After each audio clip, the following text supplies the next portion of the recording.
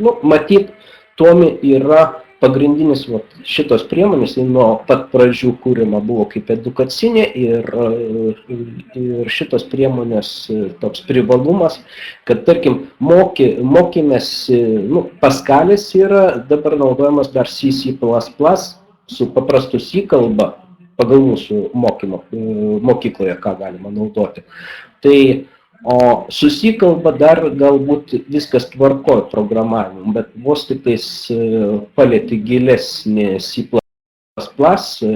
dėstymą ir mokinimas, jo prasideda tie sunkumai. Ir aš nemanyčiau, kad nors šičia ir Java kalba naudojama, nemanyčiau, kad tai prieštarautų ir mūsų lietuviškums edukaciniams tikslams, nes Java kalba yra labai panaši ir jos objektinis modelis, tas aprašantis, yra iš tikrųjų supaprastintas labiau ir gilinantis į C++ kalbą.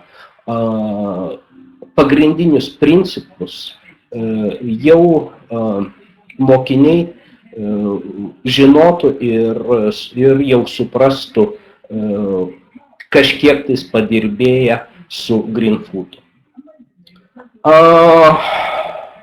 Šitas biologinio tyrinėjimo aprašymas yra vėlgi pačioj knygai pateikta, kur knyga nėra Greenfooto prieinama, laisvai perkama.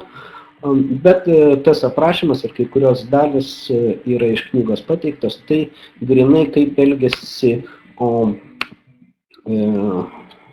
aprašyta, kaip elgiasi, kaip renka maistą skruzdėlės. Jos deda feromonus, pauzę, jos eina atsitiktinai blaškosi ir jeigu gauna maisto, tai tiesiai paima maisto kažkiek tais ir grįždamos atgal padeda feromonus. Ir kitas skruzdėlės, būtent užuosdamos tų feromonų kvapą, keliauja tą linkme. Taip pat yra ir Newtono modelio, vėlgi ir knygoje, ir aš kodėl miniu knygą, nors ji neprieinama. Čia yra tik tai su muzika susijęs bandymas Newtono judėjimo, bet gal ne per daug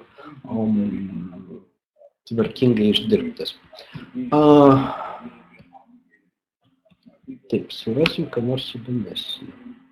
Tiesa, ir paprastą brėžimą galima daryti.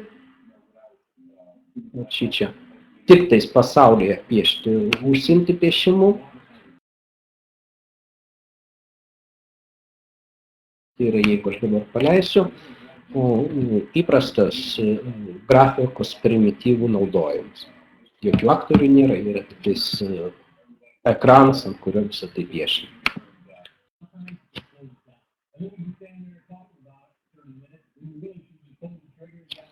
1, 2. Čia patikrinsiu, ar tikrai kiti dirba, girdi testinimą. Tai iš tikrųjų čia užrašyta, kad dar ir lektorė Birutė Rataitė kai kurios rezultatus, todėl įdėjau, kad kai kurie rezultatai būtent vėliau bus pateikti iš jos.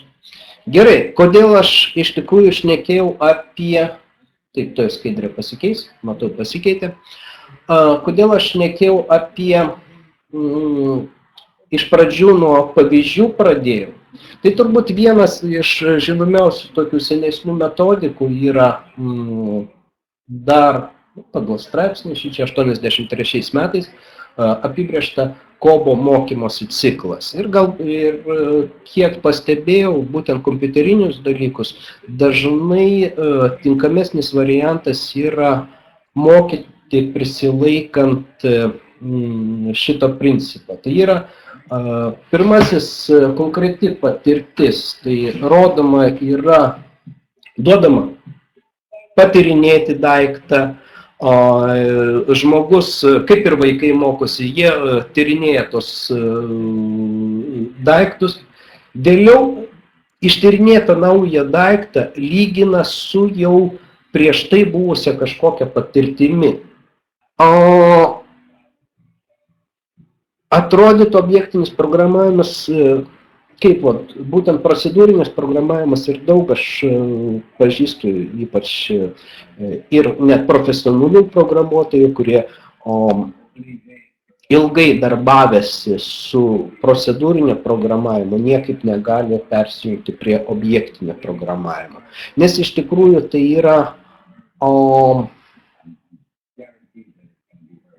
mąstymo stilių patį reikia pakeisti. Kur mes galvojame apie procedūras, apie duomenis, kaip dirbti su duomenimis, o šičia jau turi galvoti, kaip, kas programoje pačiai yra toje daromoje ir kaip jie tarpusavyje bendrauja. Tai gal aš netgi...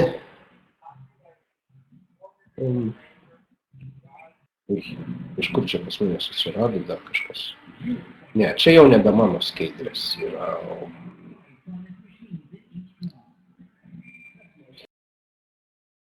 Tikrai kažkas įdėjęs kitas čia skaidrės yra. Ne mano.